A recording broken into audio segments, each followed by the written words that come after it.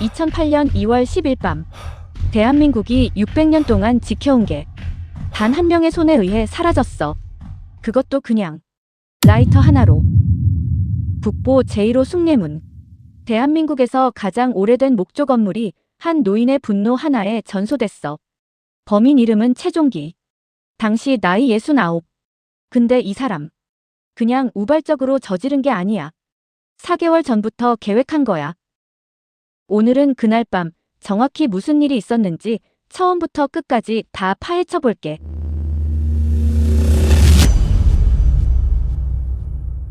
이야기는 2006년으로 거슬러 올라가. 최종기. 이 사람한테는 오랫동안 가지고 있던 땅이 있었어. 경기도 고양시에 있는 땅이었는데 그 땅이 도로 공사 때문에 강제로 편입된 거야. 그러면서 보상금을 받았는데 이 사람 눈엔 그 금액이 너무 적었던 거지. 이게 말이 됩니까? 내 땅값이 이것밖에 안 된다고요? 산정 기준에 따라 책정된 금액입니다. 더 이상 조정은 어렵습니다. 그래요. 알겠어요. 최 씨는 그냥 돌아섰지만 사실 그냥 돌아선 게 아니었어. 속으로 불씨가 하나 생긴 거야. 최 씨는 그 뒤로 몇 번이고 공식 민원을 넣었어. 재산권 침해에 대한 정당한 재심사를 요청합니다. 네, 접수는 됐습니다. 결과는 집으로 갈 거니까 집에 가서 기다리시고요. 자, 다음이요. 근데 답장이 없었어. 계속 없었지. 나한테 이러면 안 되지. 어디 한번 두고 봐. 이 사람 머릿속에서 분노는 점점 다른 방향으로 자라나고 있었어. 내가 억울하다는 걸 세상이 알게 하려면 세상이 절대 무시할 수 없는 걸 건드려야 한다고. 2007년 10월, 최 씨는 숭례문을 찾아갔어. 관광객처럼. 경비는 어디 있지? 카메라는 저기 하나 있군. 서쪽 성곽도 살펴보자. 경비 초소가 있긴 했지만 사람이 없었어. 당시 숭례문 경비 인력은 단 한 명. 그것도 교대 없이 혼자. 정문 쪽은 그나마 눈이 닿았어. 근데 서쪽 성곽은 완전 사각지대였지. 서쪽은 아무도 안 보는군. 높이는 사다리 하나면 충분하겠는데. CCTV도 마찬가지. 정문 중심으로만 설치돼 있었고 야간엔 녹화 품질도 엉망이었어. 최 씨는 그날 아무런 제지도 받지 않고 그냥 들어왔다가 자유롭게 둘러보고 그냥 나갔지. 국보 제1호를 지키는 경비 시스템이 이 수준이었던 거야. 그리고 2007년 12월 다시 한번 찾아갔어. 이번엔 더 꼼꼼하게. 서쪽 성곽으로 들어오면 되겠어. 사다리 하나면 충분해. 2층 누각 바닥이 목재야. 거기다 불을 지르면 저 목재 600년이라고. 불 한 번 붙으면 절대 못 잡지. 12월 추운 밤. 경비원은 초소 안에 있었고 서쪽 성곽 쪽을 살피는 사람은 없었어. 이 정도면 이제 다 됐어. 계획은 완성됐어. 이제 날짜만 정하면 됐지.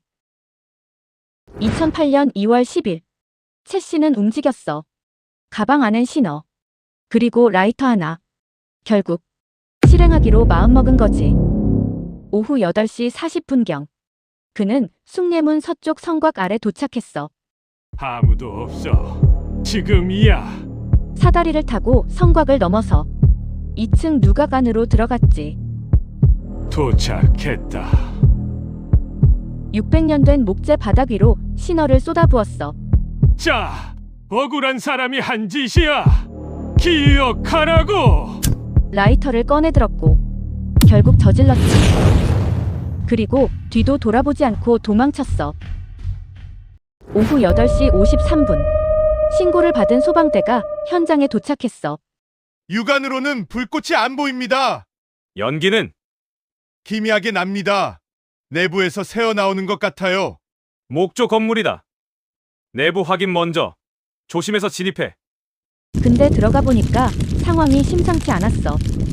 대원님, 바닥이 뜨겁습니다. 이거 지금 목재 내부가 이미 타고 있는 겁니다. 불꽃이 안 보이는데 왜 이렇게 뜨거운 거지? 지붕 및 목재 안쪽으로 불이 숨어서 번지고 있는 겁니다. 표면은 멀쩡해 보여도 속은 지금 다 타들어가고 있는 거예요. 본부, 상황 보고합니다. 화점이 지붕 내부 목재 깊숙이 형성돼 있습니다. 외부에서 방수로는 진압이 쉽지 않을 것 같습니다. 문화재입니다. 구조 훼손 최소화 원칙으로 진행하세요. 해체 진압은 불가합니다. 대원님, 이 기둥 진동합니다. 불이 기둥 안까지 번진 상태입니다. 목조 건물 화재의 가장 무서운 점이 바로 이거야. 불꽃이 눈에 안 보여도 목재 내부에서 이미 타들어가고 있는 거거든. 겉은 멀쩡해 보이는데 속은 텅 비어가는 거야. 내부 확인했습니다. 2층 누각이 방화 지점인 것 같습니다. 방수 시작. 지금 할 수 있는 건 이것뿐이야. 서둘러. 목조 건물은 한 번 불이 붙으면 걷잡을 수가 없어. 600년 된 마른 목재가 신어까지 흡수한 상태였으니까. 물이 안 먹힙니다. 지붕 안쪽으로 불이 퍼지고 있어요. 해체 진압은 불가하다. 문화재 구조를 최대한 보존하면서 방수로만 진압해야 돼. 그러면 시간이 너무 걸립니다. 이미 내부까지 번졌어요. 소방 당국은 딜레마에 빠진 거야. 문화재를 보존하려면 함부로 해체할 수 없고, 그렇다고 방수만으론 이미 속까지 번진 불을 잡기가 힘든 상황이었어. 지붕 위에서도 쏴. 각도 높여. 시도하고 있습니다. 근데 물이 지붕 기와 아래로는 안 들어갑니다. 기와가 문제였어. 지붕을 덮은 기와가 오히려 물을 막아버린 거야. 물은 겉에서 흘러내리고 불은 그 안에서 계속 타고 있었어. 본부. 현재 방수만으로는 진압이 도저히 불가능한 상황입니다.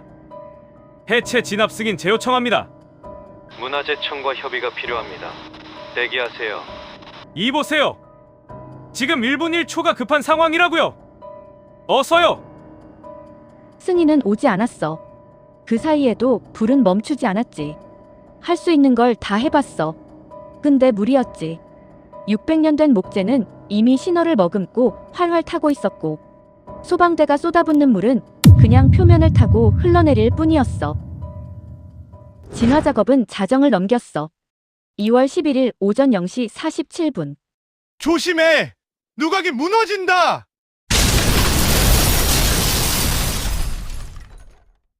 이 2층 누각이 붕괴했어. 계속해. 멈추지 마. 조금이라도 더 국보를 보존해야 한다. 오전 1시 59분. 최종 진화 완료. 5시간이 넘는 싸움이었어. 결국 숭례문 2층 누각은 완전히 소실됐지. 1층 누각도 일부가 불탔어. 최 씨는 서울을 빠져나와 강화도까지 갔어. 범행 직후 노주 경로 분석해서 CCTV 다 확인해봐. 서측 성곽 주변 CCTV에서 사다리를 들고 접근하는 남성 포착했습니다. 인상착의 확보해서 전 경찰서에 수배 돌려. 범행 다음 날인 2월 11일 오후 10시 40분. 최 씨는 강화도에서 검거됐어. 도주한 지 하루도 채 안 됐지. 왜 숭례문이었습니까? 세상이 알아야 했으니까요. 뭐려? 내가 얼마나 억울한지. 고양시 토지보상금 문제 말하는 겁니까? 그 때문에 국보를 태웠다는 겁니까? 민원을 넣었어요. 몇 번을 넣었는지 알아요.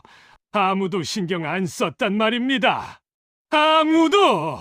그게 이유가 됩니까? 600년 된 문화재를!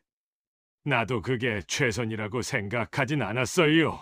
근데 아무도 내 말을 안 들어줬잖아요. 당신이 한 짓이 뭔지 알기나 해요? 그건 당신 혼자만의 재산이 아니에요. 대한민국 모든 사람의 유산이란 말입니다. 범인은 더 이상 아무 말도 하지 않았어. 2008년 4월 25일. 1심 재판이 열렸어. 피고인 최종기에 대한 현주 건조물 방화 등의 혐의에 대해 이 법원은 다음과 같이 판결합니다. 피고인을 징역 10년에 처한다. 10년? 국보를 태웠는데 고작 10년이야? 최종기는 항소하지 않았어. 그렇게 징역 10년이 확정됐어. 불이 꺼지자마자 복원 논의가 시작됐어. 원형 복원이 원칙입니다. 600년 전 건축 방식 그대로 재현해야 합니다. 설계 기록이 있습니까? 당시 자재와 공법을 그대로 따를 수 있겠습니까? 최대한 고증해 보자고요. 시간이 걸리더라도 잘 한번 해봅시다. 다행히 기록이 있었어. 일제강점기 때 찍힌 사진들, 조선시대 건축 기록들. 그걸 전부 끌어모아서 퍼즐 맞추듯 복원 설계를 시작했어. 일반 목재는 안 됩니다. 600년 전 원형에 맞는 금강송이어야 해요. 강원도 쪽에서 수령 100년 이상 금강송을 구해야 합니다. 쉽지는 않겠지만 나무 하나도 그냥 쓴 게 아니야. 조선시대 숭례문에 쓰인 것과 같은 금강송. 강원도 깊은 산에서 수령 100년이 넘는 나무를 골라서 써야 했거든. 못도 안 써. 600년 전 방식 그대로. 나무와 나무를 끼워 맞추는 전통짜임 공법으로만 올린 거야. 서두르지 마세요. 이건 속도가 아니라 정확도의 문제입니다. 알겠습니다. 꼼꼼하게 한 번 더 다듬겠습니다. 그렇게 5년이 걸린 거야. 빨리 할 수도 있었어. 근데 빨리 하면 의미가 없는 거잖아. 2013년 4월. 5년 3개월 만에 숭례문이 다시 모습을 드러냈어. 근데 복원이 완료된 이후에도 논란이 있었어. 단청 안료 문제, 목재 갈라진 문제 등. 완벽한 원형 복원이 얼마나 어려운 일인지를 다시 한번 보여준 거야. 사건 이후엔 달라졌어. 전국 주요 목조 문화재에 상시 경비 인력이 배치됐고 화재 감지 센서와 자동 스프링클러가 의무화됐어. 숭례문이 타고 나서야 생긴 것들이야. 그 전엔 아무도 필요하다고 생각 안 했던 것들. 근데 있잖아. 이 사건에서 진짜 무서운 게 뭔지 알아? 최종기는 테러리스트도 전문 범죄자도 아니었어. 그냥 69살 노인이었지.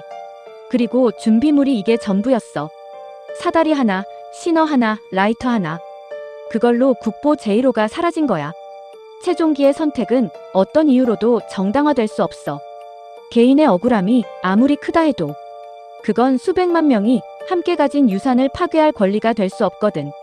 근데 우리가 이 사건에서 가져가야 할 건 따로 있어. 지금 이 순간에도 전국에 수백 개의 목조 문화재가 있어. 그리고 그중 상당수는 여전히 취약해. 관심이 없으면 지키지 못해. 지키지 못하면 사라지는 거야. 국보 제1호 숭례문 방화 사건. 2008년 2월 10일의 일이야. 잊지 마.